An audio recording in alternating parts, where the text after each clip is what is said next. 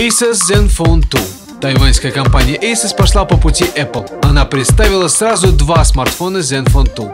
Простой и вариант с улучшенной камерой. Отличается дисплеем в 5,5 дюймов, обладающим все тем же разрешением Full HD. Поверх экрана нанесено покрытие Gorilla Glass 3. Внутри устройства находится 64-разрядный процессор Intel Atom Z3580. В играх используется графический ускоритель PowerVR G6430, обладающий поддержкой OpenGL 3.0. Для передачи данных могут использоваться LTE сети. В составе смартфона присутствует 2 гигабайта оперативной памяти, что для современного флагмана, а именно в его качестве выступает данная новинка, не так уж и много.